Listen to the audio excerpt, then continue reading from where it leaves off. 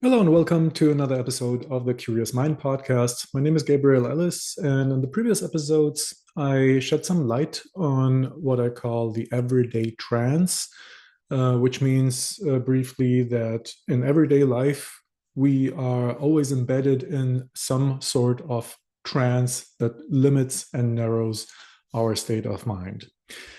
Today, I will focus on the role of emotions and how they magically transform our perceived reality in connection with those everyday trances.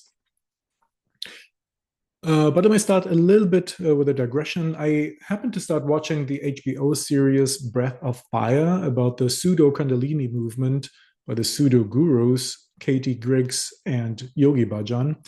And the miniseries begins with a short quote from Katie Griggs. And here's an extended version of it. I will leave the source of the YouTube video below. Here goes the quote. Reality is a trance. So that means that you can define the trance, self-hypnosis. Your reality is a trance of your own making or someone else's making who doesn't have your greatest good in mind. And she continues, any contemplative practice is going to give you an ability to start to take that sovereignty of thought choice back. And then, when there are thoughts that aren't yours, you can say, oh, that's not mine. That's actually not my thought because I am happy. I am good. So, on the surface, that sounds pretty close to what I have described with the everyday trance, but let's take a closer look at where the similarities and where the differences are. Katie Griggs describes a variant of trance in which there is an outside world, but the trance decides whether you are happy or unhappy. She implies that we cannot remove the trance from reality. So far, the similarities. But then it goes downhill, both philosophically and ethically, when she says that there is a creator of this trance who has bad intention toward me. This automatically creates an enemy image. Who these nefarious forces are remains unclear here, but it is certainly the others, in quotes. This way of speaking automatically brings with it a logic of fight, attack, and power, including power over myself. She then goes on to say that with the help of contemplative techniques, one can identify negative thoughts as not actually mine and thus return to the actually happy self. I think that I described a more correct understanding of everyday trance in the last episode. The trance is based on the structure of the mind itself, with its transcendental and psychological categories, and it's based on the evaluations and interpretations of my experiences, which are aggregated in the unconscious, and then give the conscious self the everyday impulses. And who do these past evaluations and interpretations come from? Well, from a mixture of internalized evaluations of others, yes, of parents, society, friends, etc., but also of my own evaluations, which I have also internalized. So clearly, Katie Griggs' enemy image is wrong. There is no villain who wants to manipulate us. Rather, the mind, as it is constructed, produces trances, even unhealthy trances, on its own, even if they're based on my own past experiences. As I sometimes say in my therapies, your past solutions will become the future's problems, which means when I developed solutions, beliefs, convictions in the past that helped me in a certain situation, when they get automatized and not applicable to the present time, then they will become an obstacle because they will hinder me to get a clear view of the present problems and the necessary solutions. This is the trance that I have created myself and that I suffer from in the present. Another false idea is that you can define your own trance with self-hypnosis. This is too simple because the trance encompasses my entire experience, my entire worldview. including our idea of the self. So the idea of who I am. We cannot separate the trance from ourselves and then, in quote, put ourselves into a new trance. Conscious self-hypnosis only works in relation to limited content. For example, if I'm afraid of a certain event, or I want to get over the end of my relationship, or sometimes athletes learn self-hypnosis in order to be more relaxed or focused when they do whatever sports they do. Milton Erickson, the founder of modern hypnotherapy, for example, he was ill with polio as a teenager. And he taught himself self-hypnosis to deal with his pain and paralysis. So self-hypnosis only works in parts of our experiences, not in relation to the entire everyday trance we are in. There are two major problems if I believe that I can re-hypnotize my entire life. First, the unconscious will eventually fight back against the ego's obsession with control. And this is not only my experience and my view. Philosophers such as Plato, Hume, Rousseau, Schopenhauer, Freud, Lacan, and Deleuze have already pointed that out, and I think I will deal with this in more detail in a future episode.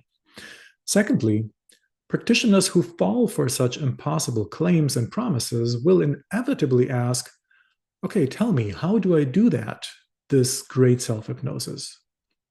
And this puts them in a regressive child position, which makes them vulnerable and can get them to be exploited psychologically, physically, and financially, which unfortunately happens all the time with sects that make such impossible claims, such promises for unattainable goals, including these, as it happens in the HBO series with a pseudo Kundalini group. And by the way, I recommend to watch this series, Breath of Fire. And also, as a side note, this is not in any way a commentary on Kundalini itself, which is a long tradition in India, but of the people who bastardized this Indian tradition for their own purposes. Anyway, this is a good introduction to the actual topic today, namely how the components that I've described, together with the emotions, work together to create the everyday trance that we find ourselves in. To start with, just a few words about my approach. Through my almost 15 years of therapeutic experience and over 20 years of meditation, I have developed a very good understanding of these psychological processes. Through my psychological, philosophical, and spiritual experiences, I think that I'm fortunate enough to be able to describe the topic holistically, at least for myself. But when I prepare podcasts, I don't want to pretend that I'm the first to know the individual mechanisms involved. And that is precisely why I'm looking for historical predecessors who have dealt with the puzzle pieces in detail and who you can look up if you're interested in it. And an important side effect of me dealing with those texts is that I can, of course, learn a lot from these old masters myself, even though I have had a good intuition of the topic. And so during my research, I came across an important contribution, namely by the French existential philosopher Jean-Paul Sartre, who described the role of emotions in the construction of reality in a work that is published in 1939 called Sketch for a Theory of the Emotions. There he describes how unconscious emotions influence consciousness in such a way that the body perceives a qualitatively changed world. Okay, the idea is as follows, and I will go into it in detail, and I hope you can understand it then. So first, the organism is confronted with an unpleasant situation. And then in response, the mind tries to magically, and this is the wording of Sartre, magically remove this danger, either through an action, for example, fleeing or destroying, or through a magical suppression of its own consciousness. And magical, he uses the word because the organism kind of magically makes the dangerous object go away through activities or through shrinking of the consciousness. In the first case, which is fight or flight, the willpower is focused on the impulse to flee or destroy, and other content is blocked out. So this means that we either have concrete actions of flight or aggression, or at least the fantasy of such actions. Acting out scenes in the mind, mental images, fantasies of flight, or fantasies of violence. What happens there is that consciousness is narrowed, and in this narrowness, past experiences of flight or aggression are brought up. And this opens the door for all kinds of regression, which is for past experiences and evaluations and judgments that are superimposed like a film over the concrete experience in the present. As I described last time, consciousness benefits from the fact that the psychological present is not a point but a period of time, because there it has at least a short time to reflect. It has a choice on what to react to in this blurry, this smeared presence. And secondly, the present consists of many layers, the psychological present. This means that the reacting consciousness has access to a large internal library of impressions of flight and aggression at virtually any time. It can therefore always react to old emotions with new emotions, right? Because there is a period of time. In this period, there is, for example, in the layer of emotions, there is a memory of an emotion, of aggression, for example. And then in the same present, because the present time is a period of time, it can induce already a new emotion that reacts to that. It can react to old emotions with memories, to memories with emotion, to memories with physical behavior, to memories with feelings, and so on and so on. This is the consequence of the mind having several transcendental psychological categories, which at the same time are layered in consciousness. The availability of these impressions is ensured by the narrowing of consciousness, which fills all available layers with only very specific information of flight and aggression, which makes it very likely that the reacting consciousness will then fall back on trance thoughts, trance memories, trance emotions, evaluations, and feelings of flight and aggression. So the entire mental system, all the different categories in the different layers, are filled and overloaded with very similar content. And as a consequence of this, consciousness gets stuck like a broken record. The reacting consciousness has just not diverse material to react on. So it has to choose again and again fight thoughts, fight emotions, fight memories, fight fantasies, and so on. So this was the fight or flight mode of the trance, and it is similar with depression. And here is a quote from Sartre. My melancholy, which was at the time the term for depression, is a method of suppressing the obligation to look for these new ways. By transforming the present structure of the world, replacing it with a totally undifferentiated structure. What it comes to, in short, is that I make the world into an affectively neutral reality, emotionally neutral reality. A system which is affectively in complete equilibrium. Objects highly charged with affect are decharged, brought down to affective zero, and therefore apprehended as perfectly equivalent and interchangeable. In other words, lacking both the ability and the will to carry out the projects I formerly entertained, I behave in such a manner that the universe requires nothing more from me. This one can do only by acting upon oneself, by lowering the flame of life to a pinpoint. And the noetic, which means mental correlate of this attitude, is what we call bleakness. the universe is bleak, that is, of undifferentiated structure. And this is what depression is. Nothing seems to matter, nothing is important, nothing needs to be acted on. Of course, it's not a pleasant state of mind, but this is exactly what Sartre describes. It's a shrinking, a shriveling of consciousness as a response to seemingly unsurmountable problems. We find such an extremely emotionless consciousness not only in depression, but also in strong dissociations that occur in cases of abuse and trauma. Also, there, the victims feel no longer themselves, or they experience the situation as if outside their body, for example.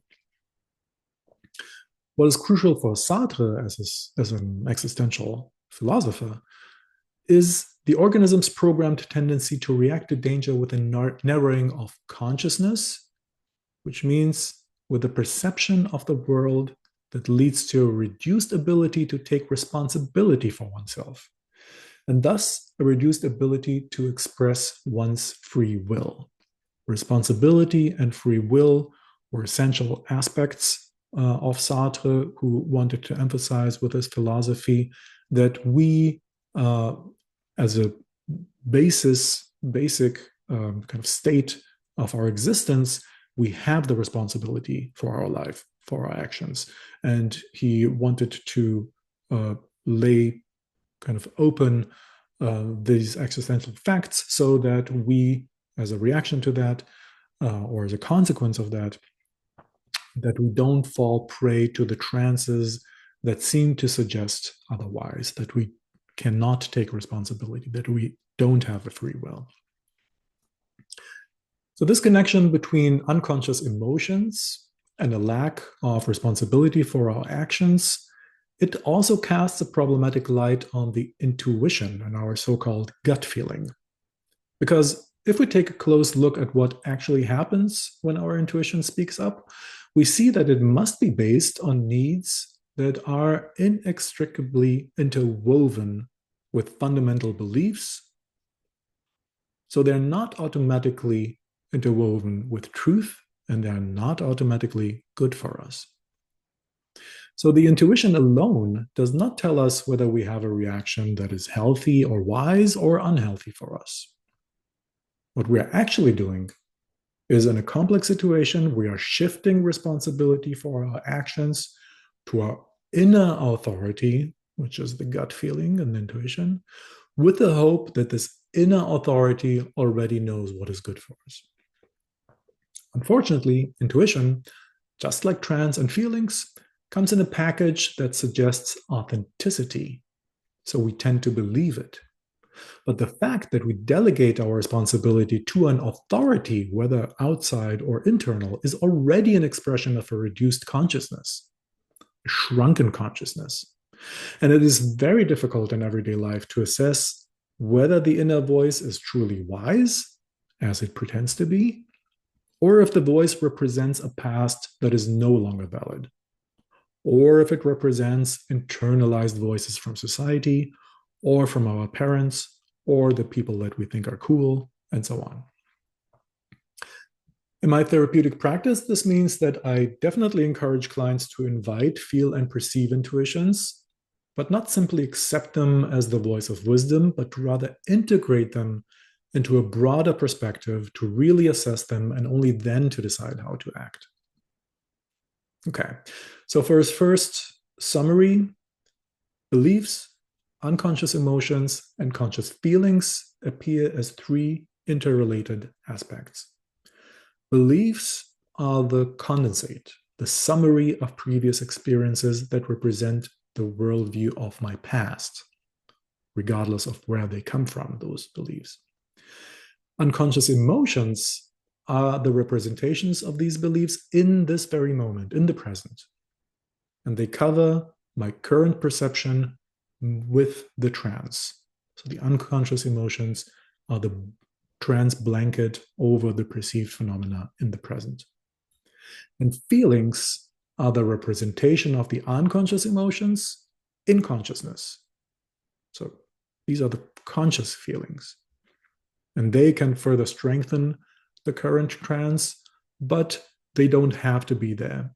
I often work with clients who don't have conscious feelings, but are nonetheless driven by unconscious emotions and the trance that it creates. And the fourth aspect is the physical actions that make the trance a reality in the outside world and thereby further cement it. So when I act on my trance, people perceive it, they react to me being in the trance, which I then perceive. And so this kind of connects with my belief that I should be suspicious and so on and so on. So my actions kind of further cement the reality of the trance and feed it back to me. So what happens in very unpleasant situations? The organism's first reaction is that it cannot cope with the challenge. This belief activates previous beliefs in which the way of dealing with overwhelming situation is stored. The reacting consciousness narrows down the perception depending on whether fight, flight, or depression, so what kind of style or predisposition we have, this is triggered. In the blurred present, more and more layers of the mind are filled with content that corresponds to the trance. As I mentioned, thoughts, feelings, perception, memories, impulses of will, and impulses of action. And this means that finally the reacting consciousness has only trance content available. And this, of course, is the solidification of the trance. So the consciousness gets lost in the trance, and this naturally raises the question of how do we get out of it? I will cover this in the next episodes, but I can tell you there are only moderate approaches to it. I will not promise you kind of the 5 steps to get out of your everyday trance. We cannot get rid of the trance, we can modify it, we can reduce it, and only kind of in the extreme cases of the salvation in Buddhism, for example, there is at least the outlook to a complete eradication of the trance, but this is not available or attainable to us normal beings. But before that, I would like to present to you the Buddhist view of the trance and the role of emotions. And I think that after the detailed descriptions I just gave to you, you will understand the Buddhist text better because they are notoriously succinct. In a sermon of the Buddha, and I will leave the link to it below, there is a talk of 2 arrows that hit normal people when something unpleasant happens to them. The 2 arrows are 2 types of feelings. The first feeling is the immediate physical reaction that is unavoidable to the unpleasant event. This is what we react to. Okay, here comes the quote from the sermon from the sutta. When ordinary people experience unpleasant physical feelings, they react with sadness and lamentation and become mentally confused. By the way, I adapted the translation a little bit. But this is the trance, the reaction of sadness and lamentation and the confusion. They experience 2 sensations, goes on the sermon, one physical and one mental. It is like someone being hit by an arrow, only to be hit by a second arrow after that. So here the text distinguishes between feelings that are unavoidable and reactions to those feelings, which then lead to further feelings, but which one unconsciously inflicts on oneself. So the first ones are unavoidable, and the second ones, those unconscious emotions, the unconsciously triggered feelings, these are something that we inflict on ourselves, and the whole Buddhist teaching basically, and also the sermon, tries to point out that there is a second possibility to have only the first emotions, the first uncomfortable feelings as a reaction to uncomfortable situations, but the second, the reaction to it is unnecessary. So these reactions and the subsequent feelings represent the trance. The sermon continues. When ordinary people are touched by unpleasant feelings, they resist them. In addition, they long for pleasant feelings because an ordinary person knows no other way out of painful feelings other than pleasant feelings. They don't understand how the feelings arise, nor how to bring about their end. When they feel a pleasant feeling, they cling to it and identify with it.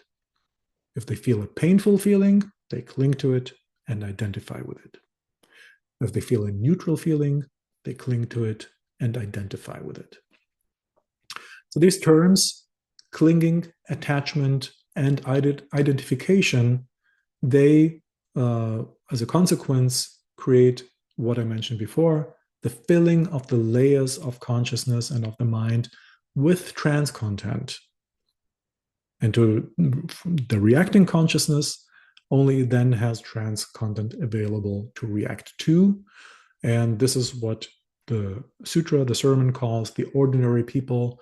This is what they do. That then they lament, they suffer, or in a pleasant experience, they rejoice. All of these are trance reactions based on unavoidable first impressions in the mind.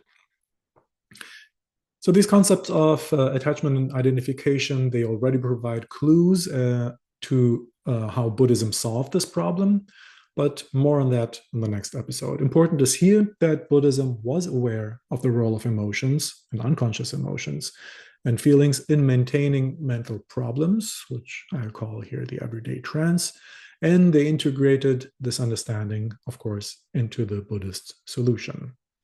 As I mentioned, I will leave the sources for the quotes in the description below.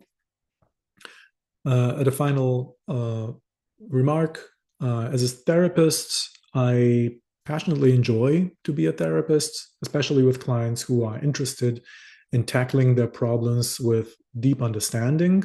So if you enjoy these conversations, if you are interested in therapy, look up the link for the trial session in the description below.